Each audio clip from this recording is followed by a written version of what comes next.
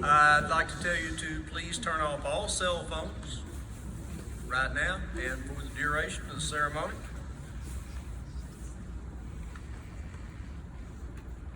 Good to go? Yes. Please rise for the arrival of the official party and remain standing for the singing of the national anthem.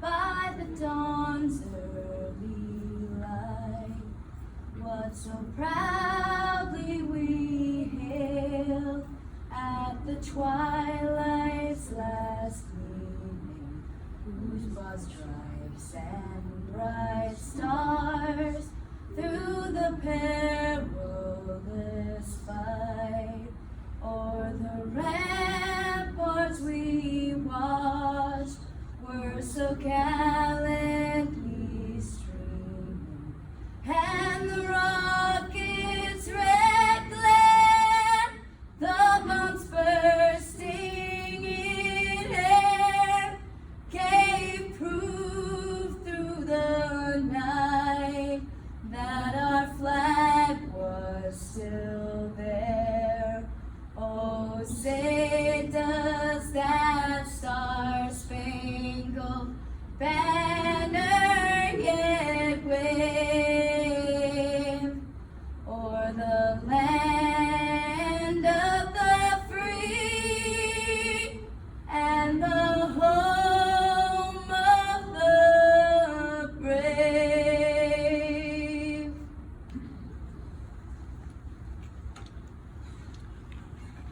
That was special guest Bethany Lynn from Nashville. It was well worth the price of the ticket. Please be seated. I'm the Master of Ceremonies, Jake Vest, and I know that because it says so on the script they just handed me a moment ago. We're here to celebrate Longley Thompson's retirement. You'll forgive me if I can't take this too seriously.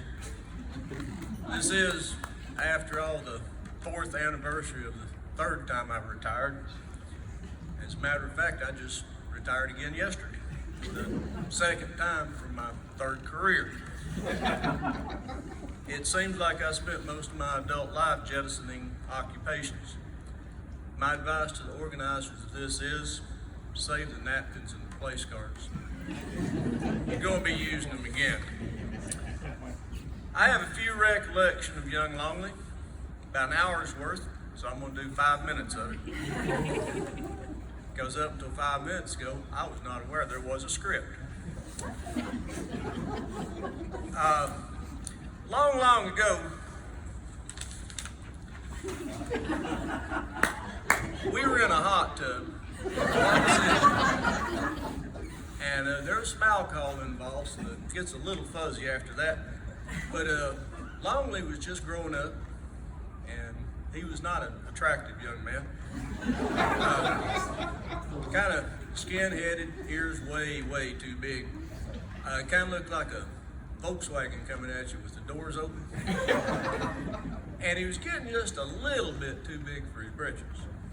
So I decided to put him in his place.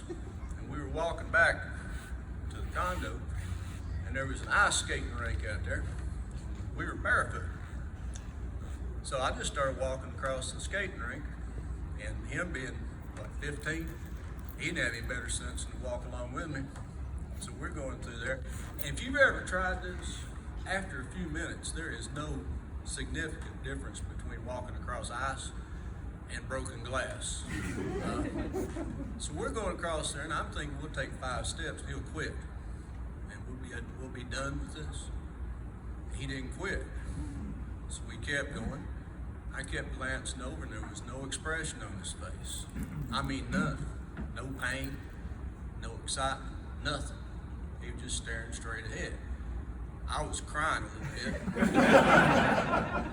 We got about halfway across that ice skating rink, and I looked over and said, "Aren't your feet hurting?" He just looked straight ahead and said, "Yes, sir." he wasn't going to quit. It's about that time I realized that there's a possibility that it might be okay to loan him a $62 million airplane with a bunch of bombs on it. And he might have the stuff to take care of it. First time I also realized that having the right stuff also meant not being quite right. Anyway, I'm going to close out my initial remarks. A little salute to Miss Lynn back there from one of our favorite country singers. This is from Guy Clark. I borrowed it from him. As far as his retirement goes, I'll take this one line. He ain't going nowhere. He's just leaving. We have not heard the last of this young man. He's got a lot more in front of him, and it's a lot to look forward to. Been proud to know you so far. I'm looking forward to the next chapter. So now I'm going to call up somebody who's organized enough to actually get his job done, and I'm going to pronounce very parts of his name best I can. Colonel Zarybnisky, close enough, Commanding Officer of Satellite Acquisition and Launch.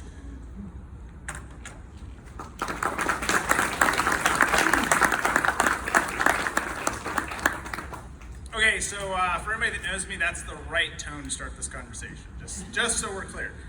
So let's talk a little bit about where Pluto's been. So obviously I'm not quite in the right uniform. Not quite. There's a few of my fellow brethren in the audience, but not quite the same uniform. So we'll talk a little bit about why I'm standing here in front of you. But first, let's talk about where Pluto's been. We'll talk a little bit about his rank. So what does it mean to be a commander? Right? You're in charge of stuff, right? He's a commander. This is important, right?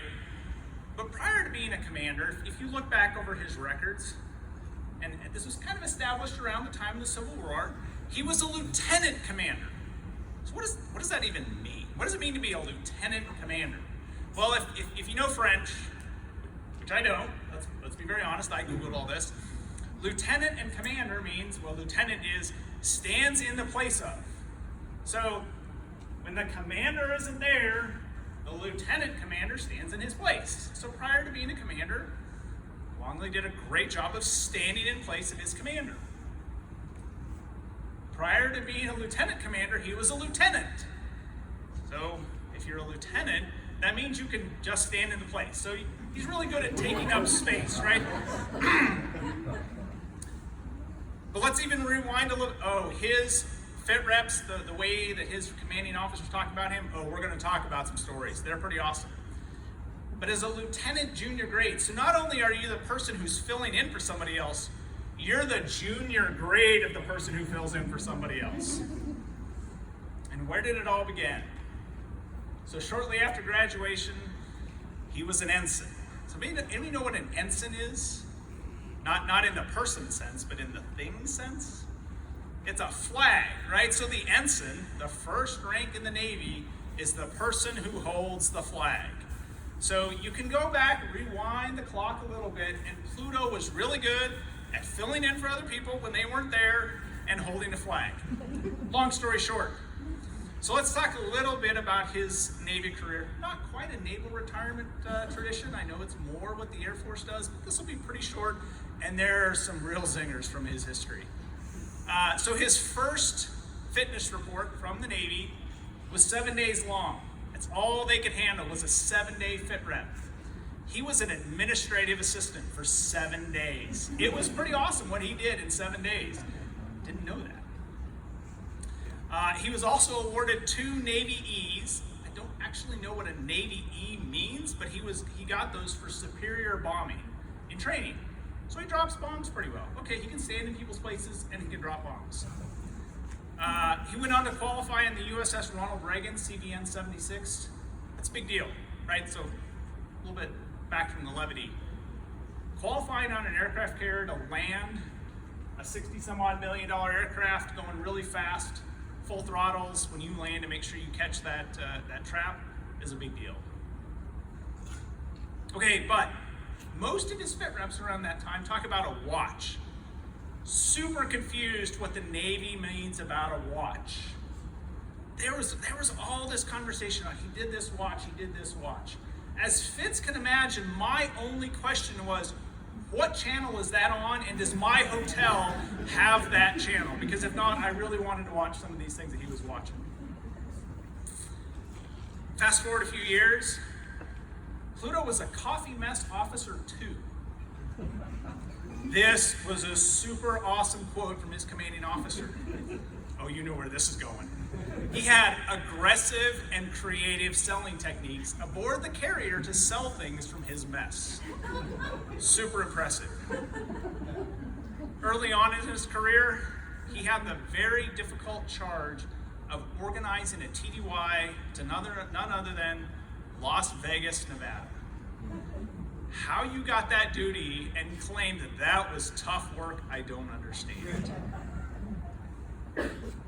Fast forward a couple more years, Pluto's no longer a coffee mess officer 2. He's now a coffee mess officer 6. I have no idea what more responsibility comes with a coffee mess officer 6, but it was on his fitness report, so it must have been important. Well, you'll have to tell me about that one.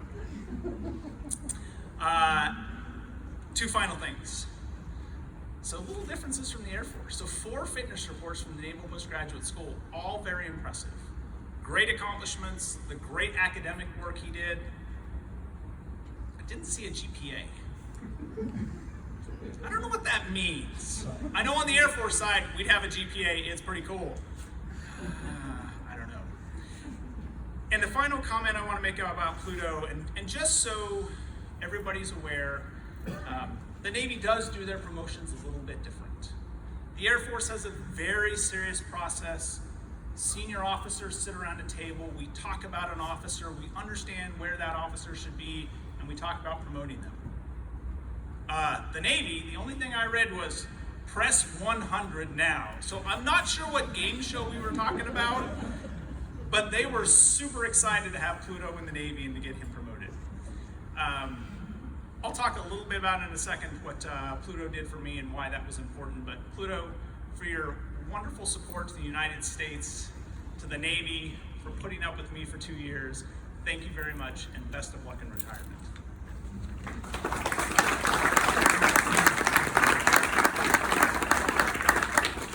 Thank you, Colonel Z. What little bit I understood of that was actually TPAG. It's the coffee mess. I did kind of get that. What does Colonel stand for? And how'd you get that R in there? I do understand the bird part, though. I have participated in that ceremony. It gives me great pleasure to introduce the guest speaker for today's ceremony, Jim Newman, and he does something.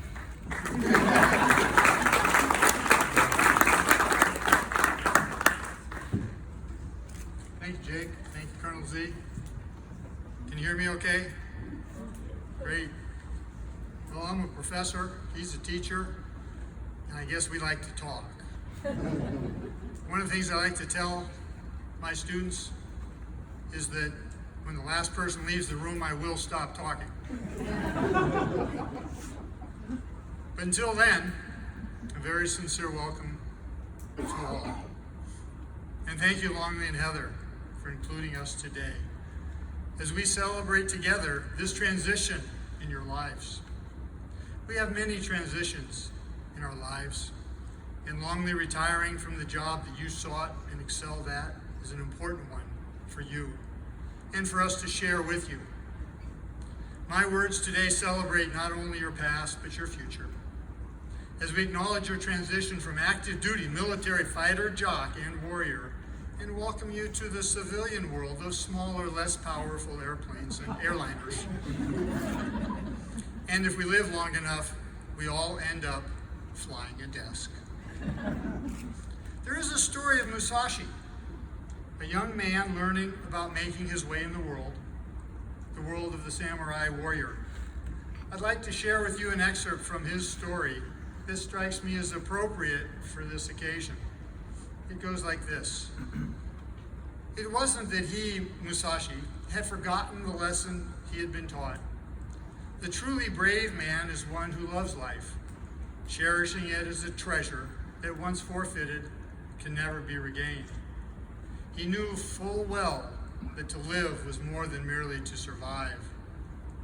The problem was how to imbue his life with meaning.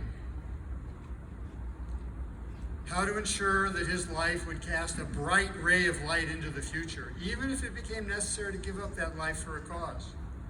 If he succeeded in doing this, the length of his life, 20 years or 70, made little difference.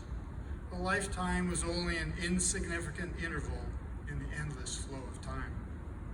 And I feel that you, Longley, have so succeeded already in this regard. You have been ready to give up your life for a cause, the cause of freedom and security of the United States, and with it some measure of security of the world. Your life and work certainly has had significant meaning, ensuring that the ideals of America survive in an uncertain world. Those were lofty goals you accomplished, sometimes alone, but always with the help of Heather and your family and friends, and more recently Isabella. Now it is your opportunity to reflect on that success and to imagine how to continue casting your bright ray of light into the future, as you did in the past. That light includes continuing your commitment to your family and your friends, as well as to your community and your country. And it comes from whatever new directions and vocations and avocations you may undertake. 10 years, 10,000 years, 10 million years will all pass. But as we look at the past and the future with wonder and with questions, so we must not lose sight of the importance of today. As fleeting as it is all we really have. I wish for you an everlasting appreciation of the wonder in the world. As we live, we become accustomed to living, yet the world is still full of miracles, some understood, others not. I pray you will always be able to marvel at the earth and all its creations, and that you and I will get to continue to discuss these marvels in the future as we have in the past. I pray for you to continue to live with honor and love, to continue to know accomplishment, and to continue to accept responsibility. I know you will continue doing what we are doing now, sharing in the presence of family and friends and our spirituality, the assurance that we all share the same love that we have for each other in an unbroken chain of life. I believe that our love is the most important gift that we have for each other. May it always be evident in the manner of our time together.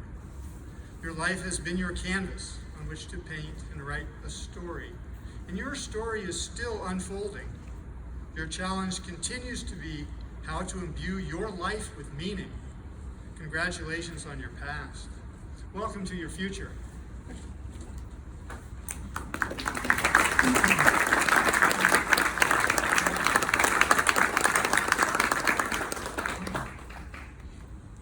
Thank you, Jim. You're a teacher. Students listen to stuff like that? Mine? Captive audience. Yeah. Mine are 9. They guests, please rise for the award presentation. Colonel Z now presents the EOT Award to Commander Thomas. I believe that's correct.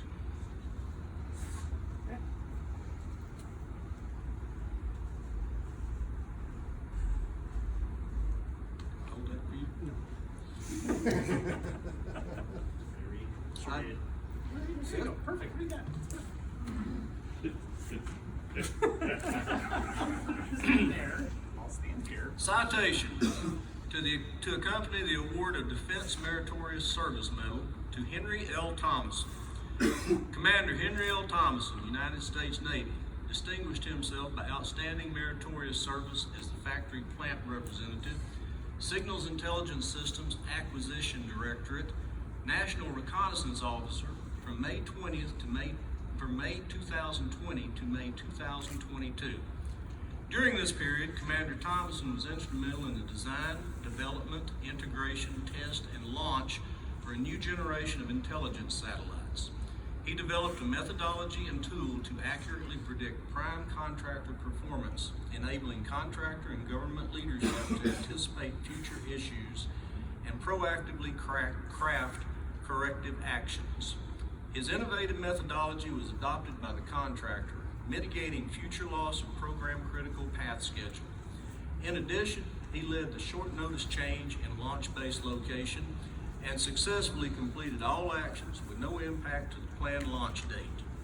Finally, Commander Thomason brought a fresh perspective and a new philosophy to the launch team that led to the overhaul of the launch commit criteria, an essential document required for day of launch operations. The distinctive accomplishments of Commander Thomason culminate a distinguished career in the service of his country and reflect great credit upon himself, the United States Navy, and the Department of Defense.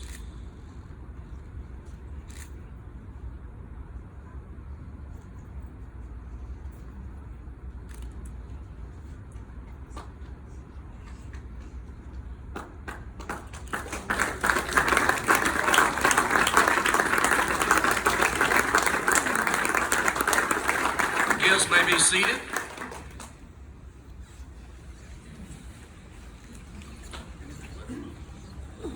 Yeah.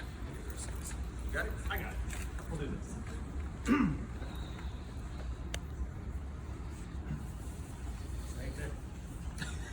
So we'll go off script a little bit. So I have a couple presentos for Pluto and potentially more important for his family. So the first one of these, for anybody that knows what this is a challenge coin. This is a very special one. So this comes from the leadership that he and I both worked for in our last job. This is a special coin, Pluto, that I hope you treasure and either carry with you at all times, because it's important to have one of these, or display as appropriate. So thank you.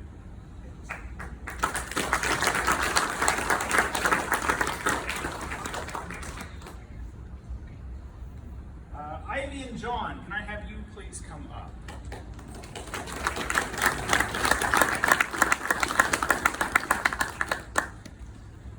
So part of the military tradition is not just recognizing the member when they retire, because let's be honest, this ceremony is not about him, right? It's for him, it's not about him, right? It's about the family, because the family has done a huge amount of work, spent a lot of time both grooming him and supporting him. We'll come back to you guys in a second, so that he could go off and do important things for our country. So for that, on behalf of the commanding element of the National Reconnaissance Office, thank you very much for all your support for Pluto.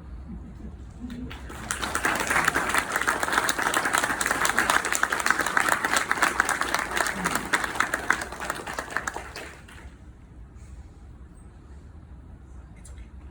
She's in 30 seconds. You get to come first. So the job of a military spouse is never easy, as mine can explain. It's never easy, even in the easiest of jobs. There are some pretty tough jobs. Pluto and I talked many times in the evening, solving some pretty tough problems. And I know you ended up spending time apart, both in deployments as well as in this last job. That's never easy, right?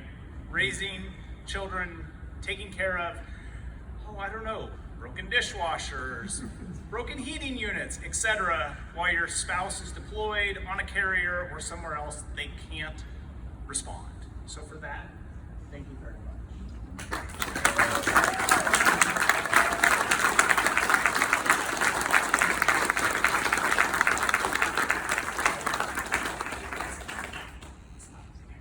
Let's go over here.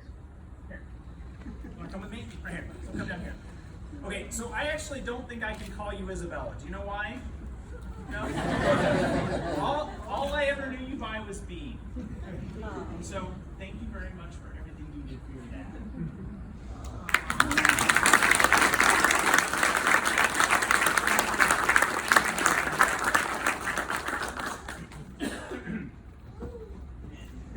Okay, Pluto, come on up.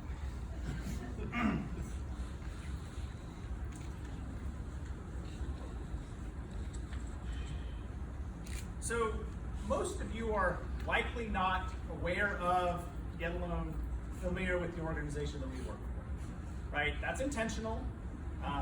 As you heard in the story, right?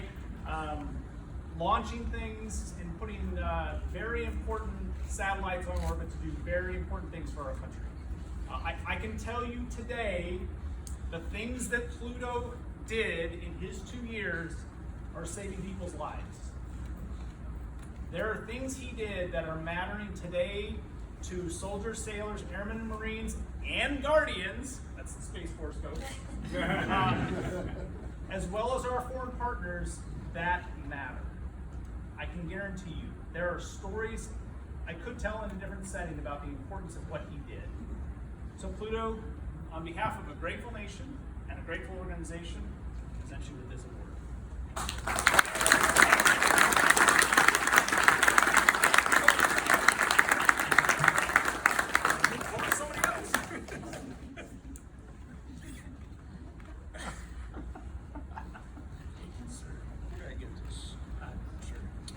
Guests, please rise and remain standing through the end of the ceremony. No, shortly you will do that. Now that you're ready, I just wanted to make sure it was all going to run smoothly when that time came. Ladies and gentlemen, I am honored to present Commander Longley Thomas.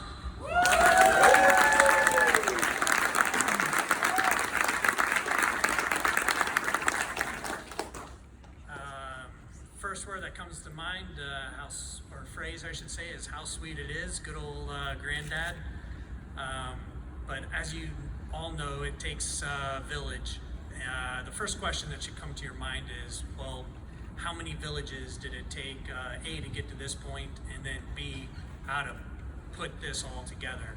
And I can't tell you how many, I don't have an answer to that question, but I do know the village leaders. Most notably, Kevin, Kim, Lisa, Heather, Mom, John, Gub. They're all leading villages that make this happen today. The mere fact that I am standing here today and you're not looking at my underwear is just a sample of what it took for me to stand appropriately in front of you. And I'm going to ask you to introduce yourselves to at least my mom and John and the other family members, because it is quite the group. They've heard everyone by names, but making that introduction, certainly share a story, because they all recognize, at least my family for sure, when I was still under that 18-year bumper-to-bumper warranty, which was pointed out to me wore out at 18 years and 1 day. And so they know what it took. And so they really put this together, again, emphasize what Jake said, not for me, but to thank you all, because I'm a part of all of the interactions with you. And they know what you put up with, because they had a sample for the first 18 years, and they know what it took to get me to stand here today. And to kind of start that, I wanted to really say thank you. And it would take me a lifetime to really emphasize that. But I'm going to use today's opportunity to try to reflect upon just how much appreciation I have for our interactions. And I'll try to remember all of them, but I promise you I will forget some, even though I have some notes that Jake has put over there. You know, I was reading something, and there was a lawyer back in the 1850s that said something about working people have a lot of bad habits, and most of which is working. And so I'm standing here today to try to kick that bad habit as I make one transition to the next. And that first step was really denial. The denial of, after being at the launch base, and there were a lot of days that's best characterized by Jake Vest, where, you know, when you're getting back to your hotel room on yesterday from yesterday's work, and tomorrow's alarm clock is already going off, you know that you're doing it wrong. And when you do that 3 more times, you're starting to put in the hard work to get to that day. And that day was the launch of L-85. And I walked up to my boss's boss, and I went to shake his hand, and I was like, well, this will be the last time. And the look on his face was a bit of confusion, like, what do you mean it's the last time? I'm like, I'm retiring. And you could, at that instant, I was like, my gosh, you didn't even remember that. And then the second instant was, the clock is ticking, the mission is going, and he is focused on the next thing at hand. And so that was probably my first moment of denial. The next one came when we were starting to coordinate the last day at work. You know, and you start turning in all your security stuff, and the guy walks you to the door, and it hits you in the butt one last time. And the first instance is like, woohoo, I'm free. And then the next instance is like, you turn around and you go, oh, wow. And that emotion that overcame was amazing. And then that afternoon, we're doing a little local ceremony, not quite as fancy as this. And my good buddy, Dudley, reaches out to shake my hand goodbye that one last time with the coin. And I was like, wow, that hurt. I've been on the the giving side of that coin, just like Colonel Z did for me hundreds of times before. But the receiving side, at that moment, didn't feel so good. And that's not a reflection upon who Dudley is, it was just the act itself. Once I got through denial, my brain started going down the path of reflections in those instances and times that involve each one of you. You know, good friend who's sitting in here taught me the importance that details matter. And we were driving somewhere, and I was 16.25 years old, and there was a turtle on the road. There was no And that one instant provided a lifetime of good judgment. And we all know that good judgment comes from experience, and a lot of that comes from bad judgment. And that day, I got all three because the details matter. And it was very shortly there when I first learned the importance of target ID. When my good buddy Jim, who's not with us today, were scrambling to the airport, and as we were passing our house, recognized that someone was being awfully silly and left their suitcase in the middle of the street. And they must be really sad, but we're late, so we're going to keep going. Approximately 45 minutes later, we figured out that was my suitcase. So the importance of target ID was there. And then it wasn't until probably, 10 years after flight school that I realized that I actually started flight school in 1993. At the time, it wasn't apparent to me because the Navy flight school version didn't start until about 7 or 8 years later. But on that summer of 1993 was the first time where I was introduced to ground school systems, and then you go to simulators, and then you go on to your first flight. And this was all on the subject of a 1966 family test bed. And so I remember very clearly the first time we went through ground school, and it was on brakes. And the manual was presented, the parts and the pieces were presented, and there were chairs for the neighbors like Ed Steele to come and sit while I try to read this manual and put these parts and pieces together. They all had a great time. And then shortly thereafter, I realized we advanced through ground school on this 1966 test bed, and then we went to simulators. I was still trying to learn to drive, and John would pull cords from the instrument panel to see if I was paying attention, and spark plugs and of the knot. And so it was very familiar by the time we got to fly with instructors like Doug Wyman that, I've been introduced to these sorts of learning methods since 1993. And then there was the first solo when you were driving in the test bed for the first time was going to a track and field event. It turns out I had a hard time reading a map, if you recall what those were, and navigating. I did get lost, made a wrong turn on an east-west running road, and I was late that day. And then flight school continued. So this was about 1995 when I had my first 1v1 with Matt Brickerhoff. That led to an interesting ditch maneuver into a neighborhood, but I digress. And then, as the career progressed, the importance of trust but verify. And then these moments of reflection, it was someone asked me to put my hook down, following instructions. Sure, I'll put my hook down. Turns out that was my roommate's head. He was very, after he picked himself up off the flight deck, we both got new call signs that day. And then, good friends like Dudley, who teach the importance of test plan limits. If there isn't a limit, please adhere to them. Even 1 knot matters, as it turns out. And we were invited to speak in front of the class at test school. It was a very good bonding experience. And these reflections continued, and then they kind of morphed into appreciation. And there's a whole lot to be appreciated. And like I said, it would take me a lifetime to get through the whole list. But naturally, those that served before us, whose services ended in a less than favorable situation. And then many of the members and their families that are sitting here today, who spent countless hours behind the sewing machine knitting the blanket of freedom. Please note that you're not going to hear me talk about my stats in the military, because I know this audience. And to me, it feels like driving in a Honda Civic and rolling up to the Top Fuel dragster and start trying to brag about my horsepower, right?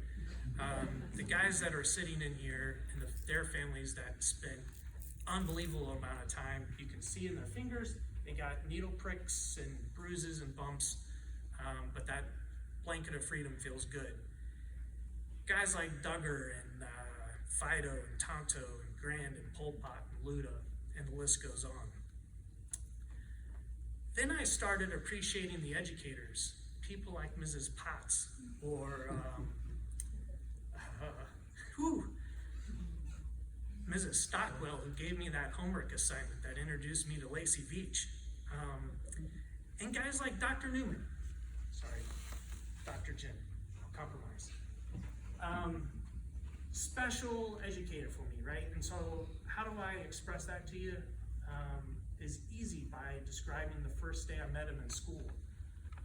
And we're in a naval postgraduate school, and running late to school, and he hands out this questionnaire. And please correct me where I go wrong later. It has all sorts of great questions on it, like, do you like to learn through, an audible learner, visual learner? Do you like to read through learning? All the way down to like, what type of test do you take? And by the time I got to this bottom part of this questionnaire, and it had, do you like take-home test? Do you like test in class? There's trade-offs. Or do you want an oral exam? And I'm like, this guy? Oh yeah, calling his bluff. Oral exam it is. So about 2 weeks later, when he compiles all of this information into, 36% of the class is oral learners, and the other remaining 20% prefer notes that are not filled in. And then he progresses to provide the data on the test. So there's, for your final, there's 20% that are going to be take home, 80% that are going to be in class. And for the first time in 15 years, I had 2 people take me up on the oral exam. And the oral exam is going to be on May 26th at 9 o'clock. That was the moment where my game of bluff failed, and that was the beginning of our relationship. And that appreciation didn't stop with educators. It went on to neighbors.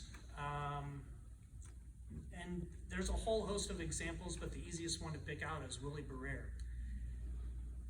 I was all gung-ho to go to one school, and he started asking me a series of questions. And one of his questions, like, if your goal is to make it to test pilot school, why would you go to a school where you have to compete to get to a flight test or flight billets?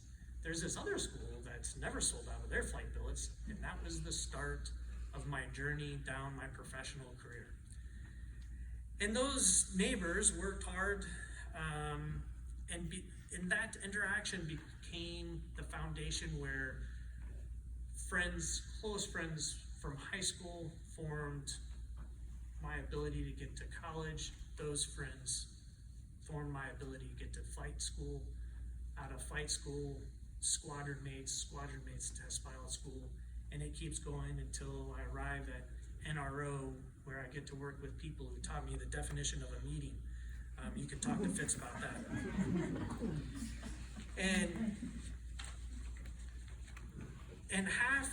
more than half of the office, or a good percentage of them, made it here today. And that's one huge indication of just how much I appreciated them and how maybe small little part they put up with me. And then that appreciation didn't stop with the career. It continues to go to family. And it's huge.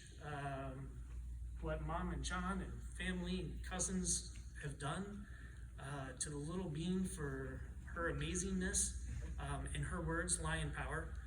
And to Mrs. Lovely, who has created a huge Navy family, our own Navy family, and has given life to little being. Thank you all so much for the opportunity to thank you. It's just the first part of it, because there's more thanks to come.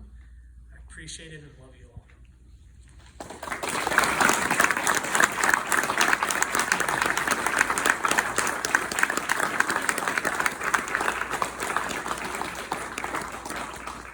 And with that, we have some tokens of appreciation.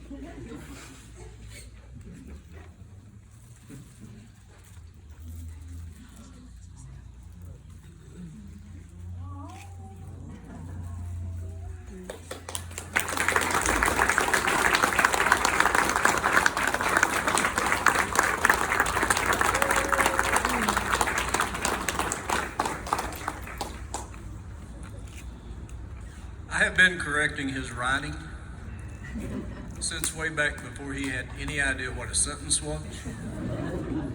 I believe I've done pretty good.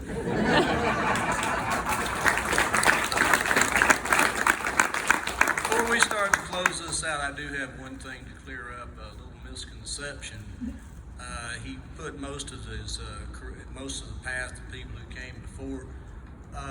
When he introduced John and Ivy, you people are laboring under a very serious misperception because they look normal. John kind of looks like an aging Fred McMurray. Ivy, I believe, could be characterized as mousy. Look at her. My wife and I have visited Ivy in hospitals in how many different ski resorts that she jumped off cliffs. I have seen her tied to chairs, tied with big weights coming up and down. And I personally one time had to go fetch a ski patrol to sew John's face back on. One time we were skiing and the girls got drunk and decided it would be smart to ride placemats down a hill like sleds. Ivy saw that, and next year she showed up with a sled about the length of this room. Kind of looked like something Darth Vader and Pee Wee Herman would have got together and designed. And we took it out to a hill in Crested Butte, and I think there's supposed to be 4 people on there, and I was the 7th passenger. And I wasn't the last passenger. I don't know if you know about Crested Butte, but everybody in that town's on drugs. We came off that hill and there's a little runoff out there. I suppose the Air Force has something like that, where you've got to have a place for those planes to stop. We didn't have enough runoff. Matter of fact, you probably recall this, we were still picking up speed when we crossed the road and went skidding up these stairs into the middle of a bar and bounced off a Coke machine. Some of those dopers, this is the first time they'd been wide awake for years. So we were all terrified and cussing and everything, and the only 2 I really remember was Longley and Ivy picking that sled up and saying, let's do that again. You guys ready this time? Yes, please rise and remain standing through the end of the ceremony. Colonel Z will now present Commander Thomason his retirement certificate. I'll read my retirement list. How about that? Well, it says I do it, but I'm okay with you doing that. Oh, you want to do it? No. Let me just see. Dudley, when do you want to come home? Right now? We're done reading orders. Okay. Your request to be transferred to the retirement list was approved by the Secretary of the Navy effective 1 August 2022. On 1 August 2022, you will be transferred to the retirement list with the grade of commander and will retire with the pay improvement of commander. When directed by reporting senior, detached in July 22 from NSFA Support Office Denver, Permanent Duty Station Colorado Denver, from duty in a flying status not involving flying, personnel, accounting, support, transaction service, etc.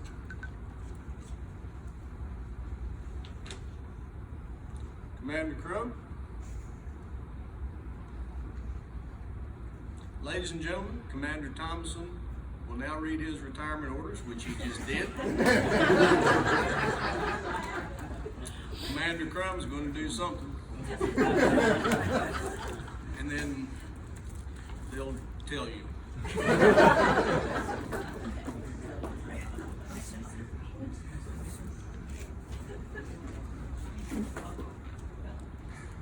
Thank you.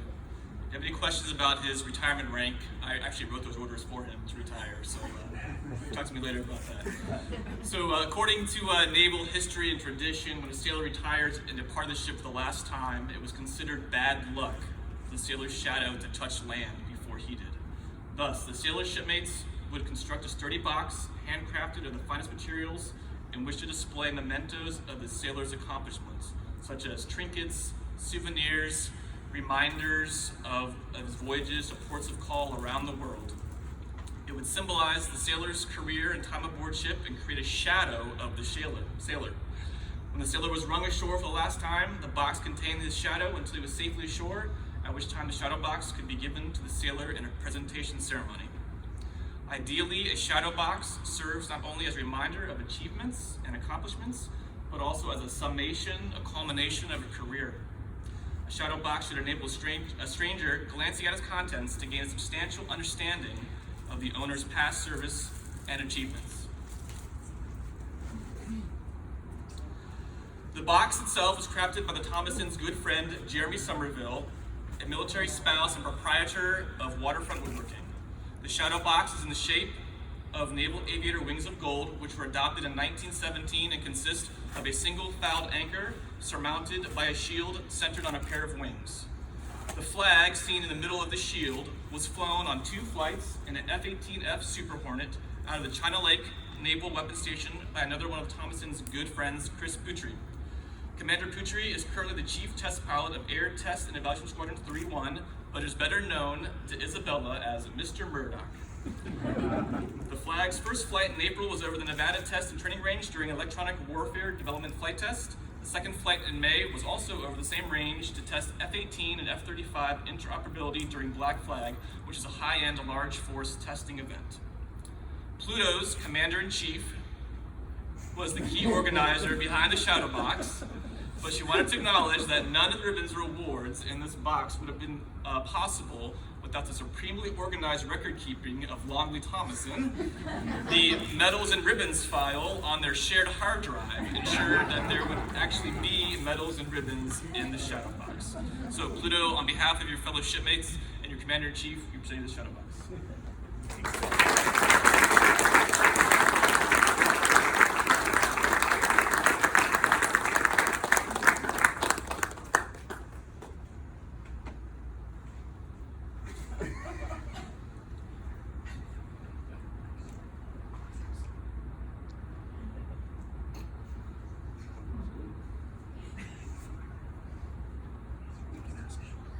Okay, here's what this says. It says, Commander Thomason salutes Colonel Z.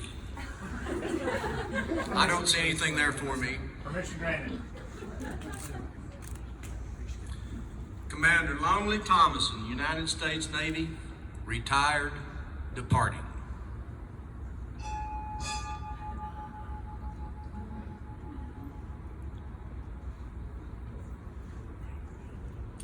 Navy family, departing.